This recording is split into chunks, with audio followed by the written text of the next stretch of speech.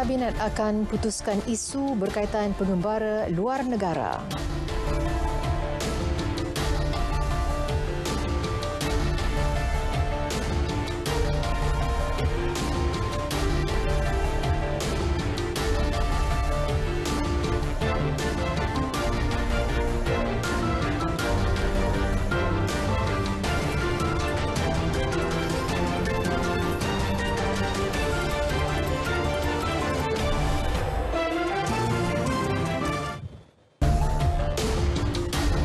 Assalamualaikum dan salam perpaduan. Anda bersama saya Nur Alis Adik Oba untuk laporan berita tengah malam.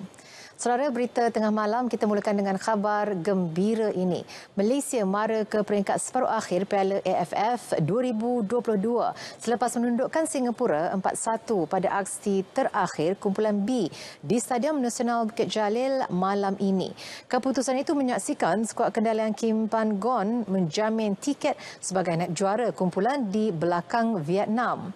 Skuad Harimau Malaya turun pertemuan ini dengan misi wajib menang dan mula menggasak kubu Singapura sejak awal permainan. Beberapa peluang berjaya dicipta antaranya menerusi Faisal Halim, Bukhairi Ajmal dan Darren Lock. Namun berjaya dihalang penjaga gol The Lions, Hassan Sani. Bagaimanapun, skuad negara tetap berjaya membuka jaringan menerusi Darren pada minit ke-22 hasil umpanan ketua pasukan Safawi Rasid. Babak kedua, giliran Stuart John Wilkin menceriakan 65,000 penonton menerusi rembatan derasnya dari jarak jauh pada minit ke-50. Stuart sekali lagi mencetakkan namanya sebagai penjaring dengan meledakkan gol ketiga selang 4 minit kemudian. Ketika kelebihan 3-0, kealpaan benteng pertahanan Harimau Malaya akhirnya dihukum dengan gol pertama Singapura menerusi Faris Ramli pada minit ke-85.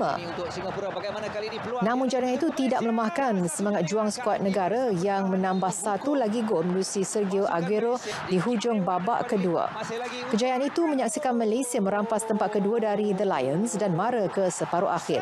Di separuh akhir nanti, Malaysia dijadual bertemu juara bertahan Thailand pada 7 Januari di Stadium Nasional Bukit Jalil. Perdana Menteri Datuk Seri Anwar Ibrahim menghadiri Majlis Mahabbah Ulama di Kompleks Seri Perdana. Majlis dengan pengisian kerohanian disampaikan Profesor Dr. Habib Abdul Hamid Al-Mahdali dan Profesor Dr. Mehmet Fadil Al-Jalani, Pimpinan Umum Markaz Al-Jalani Istanbul.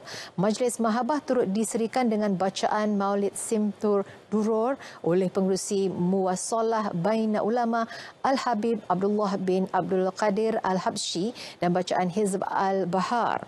Turut hadir Menteri di Jabatan Perdana Menteri Hal Ehwal Agama Datuk Dr. Muhammad Naim Mukhtar dan Mufti Wilayah Persekutuan Datuk Dr. Luqman Abdullah. Selain rombongan Markaz Al-Jalani Asia Tenggara yang berpusat di Jakarta, Profesor Dr. Mehmet Fadil turut memperkenalkan tafsir Al-Jalani edisi bahasa Indonesia yang diusahakan penterjemahnya oleh Markaz Al-Jalani dari Asia Tenggara. Sebarang keputusan mengenai ketibaan pengembara luar negara khususnya dari China akan dibincangkan secara komprehensif di peringkat Kabinet. Menteri Kesihatan Dr. Zaliha Mustafa berkata perkara tersebut akan dibangkitkan dalam mesyuarat Kabinet esok. Beliau turut menegaskan kementerian benar-benar serius dalam soal melibatkan kesihatan dan kesejahteraan rakyat. Langkah-langkah tambahan berkenaan dengan pengembara dari luar negara sebenarnya perlu dibincangkan secara yang lebih komprehensif, bukan hanya melibatkan KKM tetapi juga oleh ministeri-ministeri lain, kementerian-kementerian lain, begitu juga interagensi. Sebab ini adalah satu tindakan yang terbaik bagi saya, yang ia harus diberikan input oleh semua stakeholders yang terlibat. Okay? Dan ini termasuklah kita kena melihat dari pelbagai aspek, termasuk dari sudut ekonominya, dari sudut pelancongannya. Rakyat juga terus diingatkan mematuhi SOP yang telah ditetapkan. Beliau berkata demikian selepas meninjau prosedur dan kesiapsiagaan di Balai Ketibaan Antarabangsa di KLIA 1 dan KLIA 2. Menjelang pembukaan sempadan China pada 8 Januari juga, Presiden Persatuan Pelancongan Domestik Malaysia MITA, Uzadi Udanis, optimis kerajaan akan melaksanakan SOP bersesuaian tanpa menjejaskan prospek pemulihan industri pelancongan negara. Pihaknya turut mengunjurkan kedatangan pelancong dari negara tembok besar itu tidak akan meningkat mendadak dan hanya meningkat beransur-ansur pada suku ketiga 2023. Jadi kami pihak MITA, kami bersedia menerima pelancong-pelancong, tapi dengan adanya SOP tertentu, bukannya hanya SOP untuk negara China, tetapi untuk SOP untuk semua kadang sekarang kita tak tahu siapa yang sakit, siapa yang kena, kan, siapa yang itu kita tak tahu. Jadi kita kena tetapkan SOP yang betul-betul supaya semua faham. Pada 2019, Malaysia menerima kehadiran 3 juta pelancong dari China. Penganalisis ekonomi Profesor Dr. Bajoyai Bardai pula berpandangan pelancong yang didapati bergejala sebaik tiba di negara ini ditawarkan pakej pelancongan kesihatan. Dengan pengenalan pakej berkenaan, ia dapat memastikan industri pelancongan terus bergerak sekaligus mampu mengukuhkan ekonomi negara. Di dalam pelancongan kesihatan ini kita akan menggabungkan pusat peranginan dengan rawatan kesihatan swasta, di mana kita bayangkan misalnya pusat peranginan desain supaya dia tertutup dan dikhususkan untuk para pelancong yang mempunyai gejala, dan di dalam program ini mereka akan dirawat setiap hari tetapi dibenarkan untuk melakukan aktiviti pelancongan seperti biasa, seperti bersiar-siar dan mandi di pantai, mandi di swimming pool, makan di restoran dan sebagainya. Beliau turut yakin Malaysia mampu menangani gelombang baru COVID-19 berikutan negara sudah mempunyai pengalaman dalam menghadapi penularan jangkitan itu. Pakar Perubatan Kesihatan Masyarakat Fakulti Perubatan UKM, Profesor Dr. Sharifah Izzat Wan Putih berkata, langkah melakukan ujian saringan kesihatan di pintu masuk negara dilihat tepat pada masanya setelah mengambil kira situasi terkini. Jadi pencegahan yang perlu bila mereka masuk bagi saya antara yang penting ialah melakukan saringan di border. Bukan saja dari segi jika mereka ada demam tetapi jika mereka positif, sebab kita perlu faham mungkin kebanyakan daripada mereka tidak ada simptom atau mempunyai simptom yang sangat-sangat ringan. Ini menyebabkan kita sukar untuk kena pasti yang mana betul-betul positif atau tidak hanya melalui PCR, dan PCR ini patutnya dilakukan dalam tempoh 48 jam bila mereka sampai kepada Malaysia, dan mana yang negatif PCR mereka patut juga dikuarantin sampai, bagi saya sampai 5 hari sekurang-kurangnya untuk memastikan PCR mereka kekal negatif. Kalau mereka negatif, mereka boleh masuk ke dalam Malaysia, atau PCR mereka daripada positif telah jadi negatif masuk dalam Malaysia, tapi mereka patut dipantau jika mereka mempunyai simptom.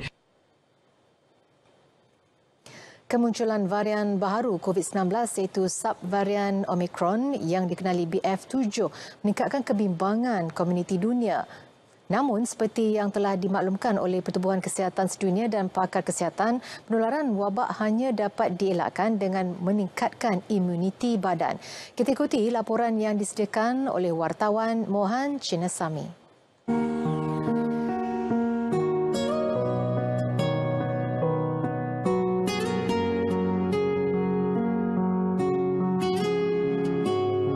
BF.7 atau BA.5.2.1.7 berasal daripada varian Omicron BA.5 dan pertama kali dikesan pada Julai 2022.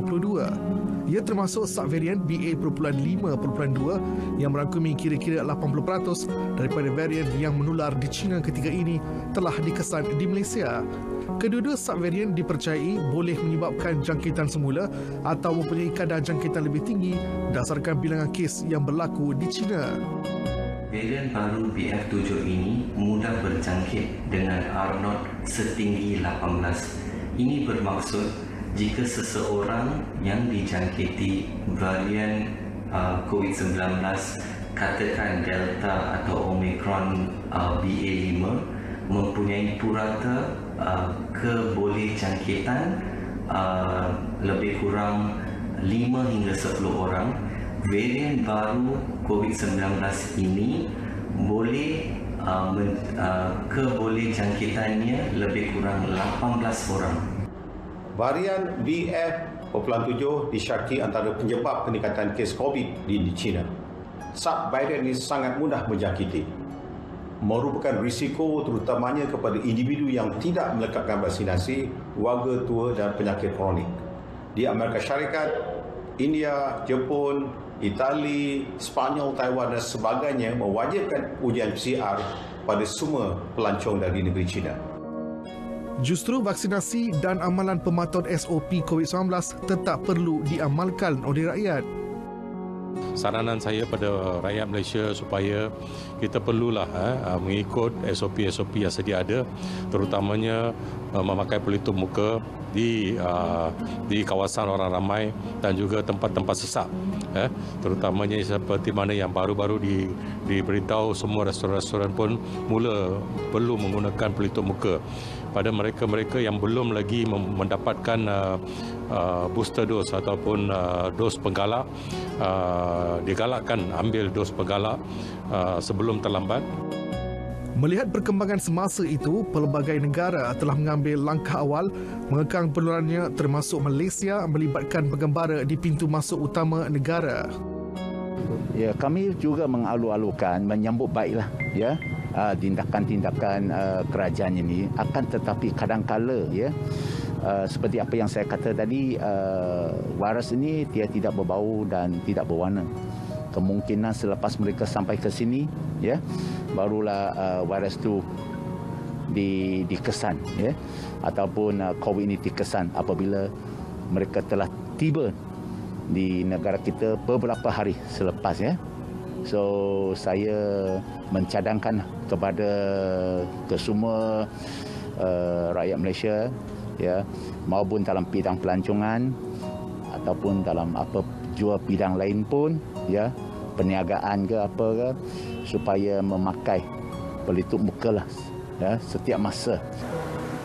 BF.7 merupakan subvarian daripada Omicron dan ia ketika ini sedang mengganas di China dengan lonjakan kes COVID-19 yang sangat tinggi. Walaupun kes ini telah dikesan di Malaysia, tetapi ia tidak dilihat sebagai melonjakkan kes harian di Malaysia. Namun sebagai rakyat Malaysia, kita perlu berhati-hati dan pastikan SOP diamalkan setiap masa walaupun SOP itu tidak diwajibkan. Sebagai rakyat Malaysia juga, ingat kita perlu menjaga kesihatan dan keselamatan diri kita dan orang di sekeliling kita. Muhammad Sami, RTM.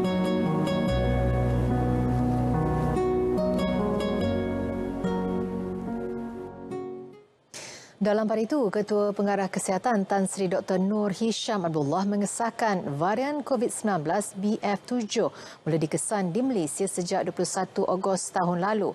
Setakat Disember lalu, 3 kes jangkitan melibatkan varian itu telah dilaporkan. Kes pertama varian tersebut membabitkan jangkitan tempatan, manakala kes kedua pada 6 September merupakan kes import dari Turki. Kes ketiga pula jangkitan tempatan dicatat pada 7 Oktober.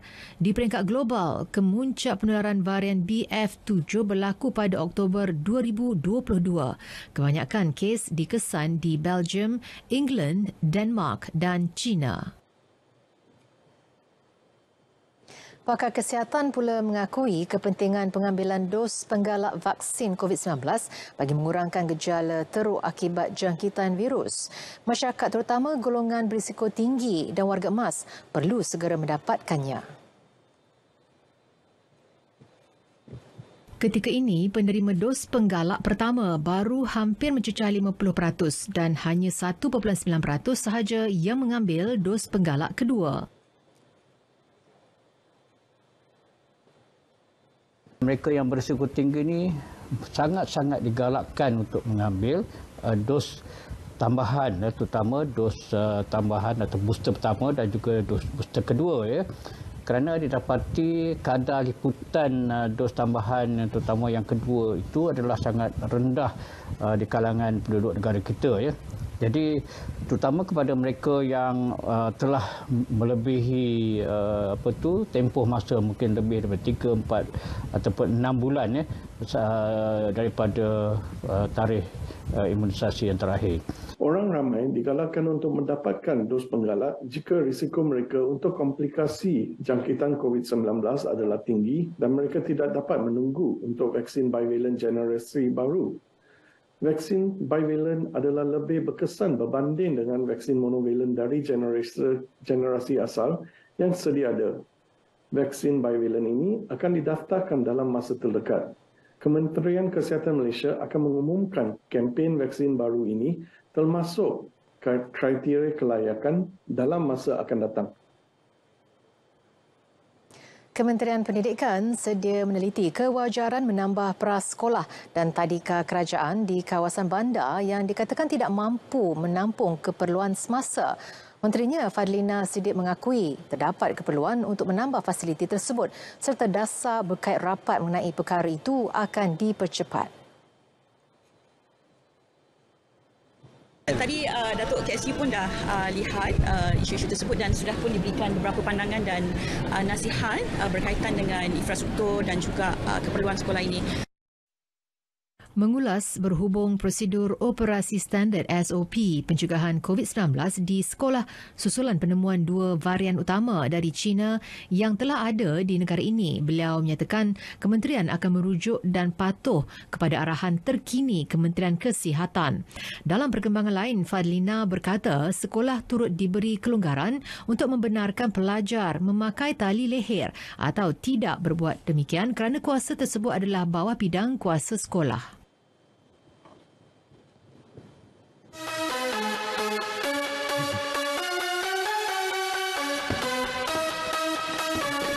Assalamualaikum warahmatullahi wabarakatuh. Salam sejahtera, salam perpaduan. Saya Fahmi Fadil, Menteri Komunikasi dan Digital, merangkap Ahli Parlimen Lembah Pantai. Sempena Tahun Baru 2023 ini, saya doakan semua agar sentiasa sihat walafiat, dilindungi dan semoga tahun baru ini memberikan kita semangat yang baru untuk mencari rezeki yang baru dan semoga kita dapat bersatu padu mengetepikan segala perbezaan yang mungkin pernah kita saksikan sebelum ini kerana inilah satu-satunya negara kita. Marilah kita berusaha untuk bersama-sama menjaganya untuk generasi yang akan datang, untuk mereka yang akan datang selepas kita. Ini negara kita, ini masa depan kita. Marilah kita jaganya dengan baik, insya-Allah. Jadi kepada semua, saya doakan selamat, sihat walafiat, selamat menyambut Tahun Baru 2023.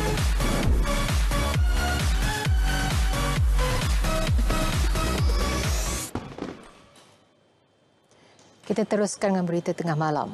Para ilmuwan yang bernaung di bawah Majlis Profesor Negara MPN diajak sama-sama membantu dan menyumbang kepakaran mereka dalam isu kos sara hidup demi kesejahteraan rakyat. Ini kerana banyak data, kajian, penyelidikan dan idea di bawah MPN mampu diangkat untuk pembangunan negara. Perkara itu dinyatakan Timbalan Perdana Menteri Datuk Seri Dr. Ahmad Zahid Hamidi selepas menerima kunjungan delegasi dari MPN yang diketuai pengerusinya Profesor Ulung Datuk Dr. Syamsul Amri Baharudin.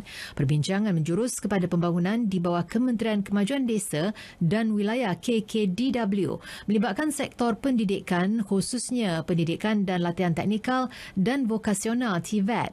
Datuk Seri Dr. Ahmad Zahid menyambut baik pelbagai cadangan yang diberikan MPN pada pertemuan lebih 2 jam itu dan akan memastikan agensi di bawah KKDW terus diupayakan khususnya dalam sektor TVET.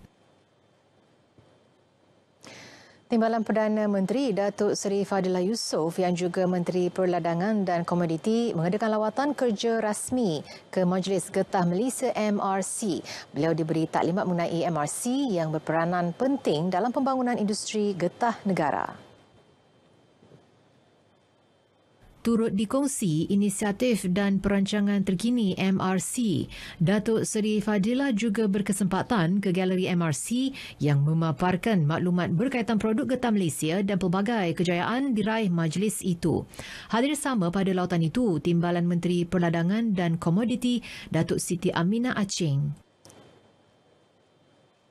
Perintah harga maksimum minyak masak sawit tulen botol yang sepatutnya berakhir Sabtu ini dilanjutkan hingga 7 Februari depan. Menteri Perdagangan Dalam Negeri dan Kos Sara Hidup Datuk Seri Salahuddin Ayub berkata pengekalan harga runcit semasa dapat dibuat meskipun harga purata minyak sawit mentah CPO di pasaran dunia meningkat bulan lalu. Ia hasil persetujuan para pengeluar untuk bersama-sama kerajaan membantu mengurangkan kos sara hidup rakyat.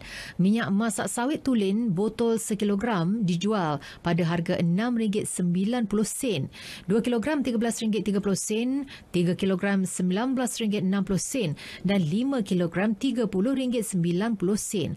Kawalan harga dilaksana mengikut kaedah siling bergerak berdasarkan purata CPO dunia. Pihak yang dikesan menjual barang tersebut melebihi harga maksimum akan dikenakan tindakan undang-undang. Saudara, beberapa penjara termasuk yang berusia lebih 100 tahun akan ditambah baik.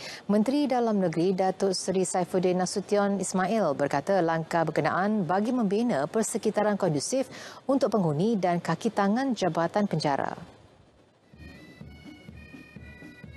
Penambahbaikan itu akan melibatkan penjara Kamunting, Perak, penjara Alustar, Kedah, penjara Pengkalan Cepa, Kelantan dan penjara Reman, Pulau Pinang. Perbincangan dengan unit kerjasama awam swasta UKAS telah pun berjalan dan kita telah kenal pasti juga beberapa premis penjara yang termasuk dalam kategori itu. Ya, bilangannya, lokasinya itu sudah pun bukannya kita baru mula, sudah pun berjalan proses perundingan itu. Ini sebahagiannya.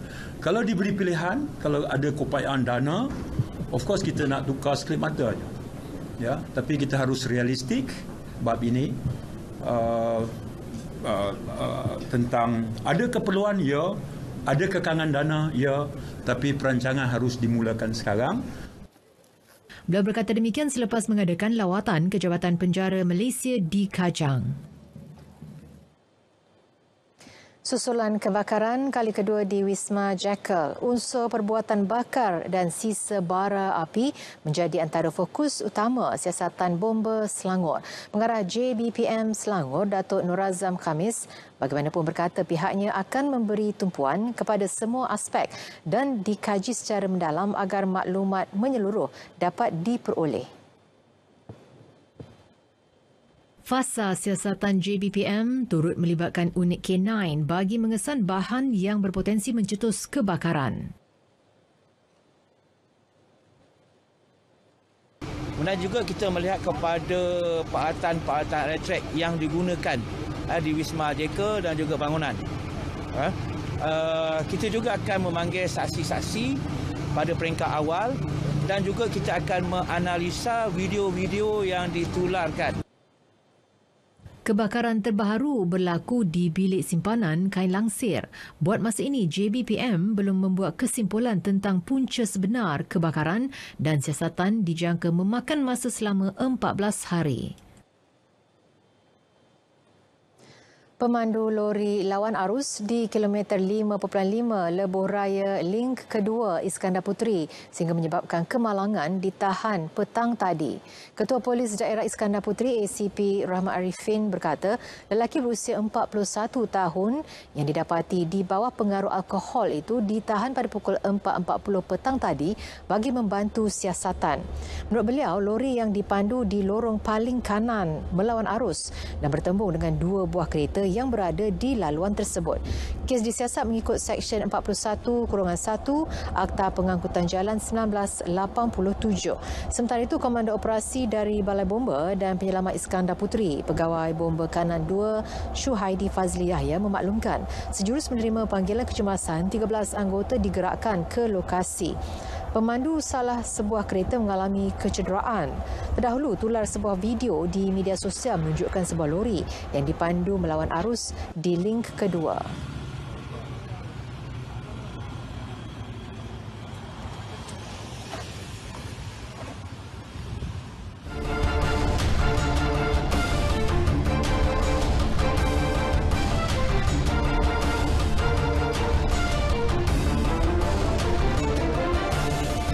Kita ke segmen sukan. Perkembangan badminton meskipun telah berada dalam kelompok 30 terbaik dunia, namun pemain perseorangan lelaki negara Eng Ziyong enggan berpuas hati.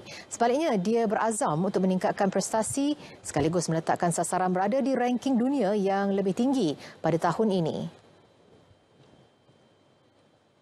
Bagi Ziyong, kejohanan terbuka Malaysia 2023 yang menjadi pembuka tirai siri jelajah dunia Persekutuan Badminton Dunia BWF merupakan platform terbaik mendapat pendedahan bersaing dengan kelompok elit dunia.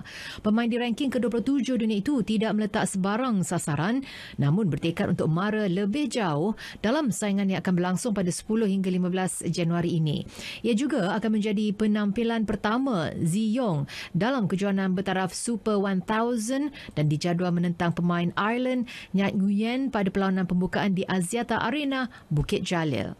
Selain Ziyong, terbuka Malaysia itu turut menampilkan seorang lagi wakil acara perseorangan lelaki iaitu pemain profesional Lee Zijia. Zijia yang merupakan pilihan kedua kejohanan akan menentang pemain meningkat naik dari Jepun Kodai Naraoka pada perlawanan pembukaan 10 Januari ini.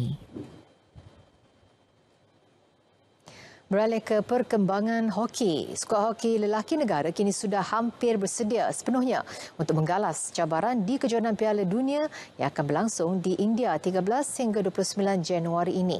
Ketua Jurulatihnya Arul Selvaraj berkata ketika ini fokus diberikan terhadap persiapan mental dan fizikal para pemain selain mengasah lagi teknik permainan masing-masing. Jelas Arul, kelemahan skuad Speedy Tigers ketika strategi bertahan serta set piece pukulan sudut penalti juga sedang diperkemaskan selepas ia amat ketara dalam beberapa aksi persahabatan dan kejohanan antarabangsa sebelum ini. Saya rasa yang saya katakanlah ini dua session yang saya tumpukan adalah sudut pendek attack dan defense, ini yang fokus kita. Sebab peluang kita untuk jaringkan gol daripada sudut pendek memang tinggi. Kita kena manfaatkan dengan betul. Itu fokus kita. Of course, kita ada set planning kita selain daripada direct flick, kita ada set pieces kita itu yang kita tumpukan semalam dan pagi ini. Arul ditemui ketika sesi latihan skuad negara di Stadium Hoki Nasional Bukit Jalil. Tambah beliau lagi, keyakinan anak buahnya juga semakin bertambah dengan kehadiran semula dua tonggak penting iaitu Muhammad Marhan Jalil dan penyerang muda Shallow Silverius. The Speedy Tigers akan berlepas ke India Jumaat ini dan dijadual memulakan kempen Piala Dunia 2023 dengan berdepan pasukan ranking ke-3 dunia Belanda pada 14 Januari. Saudara, berita tengah malam berakhir di sini. Dapatkan perkembangan sahih sepanjang masa melalui portal berita.rtm.gov.my. Yang sahih di RTM. Saya Nurul Alis mengucapkan Assalamualaikum dan salam perpaduan.